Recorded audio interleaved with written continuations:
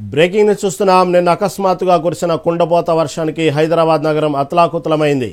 గంట వ్యవధిలోనే పలు ప్రాంతాల్లో దాదాపు 10 సెంటీమీటర్ల వర్షపాతం నమోదు కావడంతో రోడ్లన్నీ నదులను తలపించాయి. ప్రధాన రహదారులతో పాటు లోతట్టు ప్రాంతాలు నీట మునిగి నగరంలో జనజీవనం పూర్తిగా స్తంభించిపోయింది. అధికారులు నగర వ్యాప్తంగా హెచ్చరికలు జారీ చేశారు. ముఖ్యంగా ఐటీ కారిడార్లోని మాదాపూర్, గచ్చిబౌలి ప్రాంతాల్లో ట్రాఫిక్ పూర్తిగా నిలిచిపోయింది. సాయంత్రం ఆఫీసుల నుంచి ఇళ్లకు బయలుదేరిన ఐటీ ఉద్యోగులు 4 నుంచి 5 గంటల పాటు ట్రాఫిక్లో చిక్కుకొని తీవ్ర అవస్థలు పడ్డారు. పలు కాలనీల్లో ఇళ్లలోకి వరద నీరు చేరగా కొన్ని చోట్ల ద్విచక్ర వాహనాలు నీట ప్రవాహానికి కొట్టుకుపోయాయి. మల్కం చెరువు వద్ద నీరు నిలిచిపోవడంతో బయోడైవర్సిటీ నుంచి షేక్పేట మార్గంలో ప్రయాణించవద్దని, ప్రత్యామ్నాయంగా ఐక్య, కేబుల్ బ్రిడ్జిల మార్గాలను ఉపయోగించుకోవాలని పోలీసులు సూచించారు. పరిస్థితిని సమీక్షించేందుకు హైడ్రా కమిషనర్ ఏవి రంగనాథ్, ఇతర అధికారులు నీట మునిగిన ప్రాంతాలను పరిశీలించారు. హైదరాబాద్, సైబరాబాద్ పోలీసులు రంగంలోకి దిగి ట్రాఫిక్ను నియంత్రించేందుకు శ్రమించారు.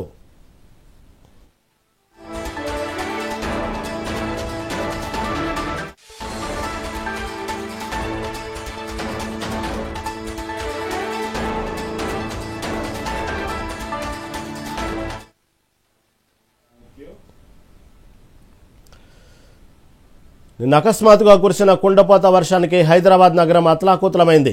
గంట వ్యవధిలోనే పలు ప్రాంతాల్లో దాదాపు 10 సెంటీమీటర్ల వర్షపాతం నమోదు కావడంతో రోడ్లన్నీ నదులను తలపించాయి. ప్రధాన రహదారులతో పాటు లోతట్టు ప్రాంతాలు నీట మునిగి నగరంలో జనజీవనం పూర్తిగా స్తంభించిపోయింది. అధికారులు నగర వ్యాప్తంగా హెచ్చరికలు జారీ చేశారు. ముఖ్యంగా ఐటీ కారిడార్లోని మాదాపూర్, గచ్చిబౌలి ప్రాంతాల్లో ట్రాఫిక్ పూర్తిగా నిలిచిపోయింది. సాయంత్రం ఆఫీసుల నుంచి ఇళ్లకు బయలుదేరిన ఐటీ ఉద్యోగులు 4 నుంచి 5 గంటల పాటు ట్రాఫిక్లో చిక్కుకొని తీవ్ర అవస్థలు పడ్డారు. పలు కాలనీల్లో ఇళ్లలోకి వరద నీరు చేరగా కొన్ని చోట్ల ద్విచక్ర వాహనాలు నీటి ప్రవాహానికి కొట్టుకుపోయాయి.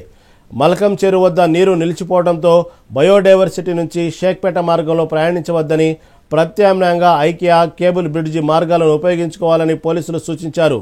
పరిస్థితిని సమీక్షించేందుకు హైడ్రా కమిషనర్ ఏవి రంగనాథ్, ఇతర అధికారులు నీట మునిగిన ప్రాంతాలను పరిశీలించారు. హైదరాబాద్, సైబరాబాద్ పోలీసులు రంగంలోకి దిగి ట్రాఫిక్ను నియంత్రించేందుకు శ్రమించారు.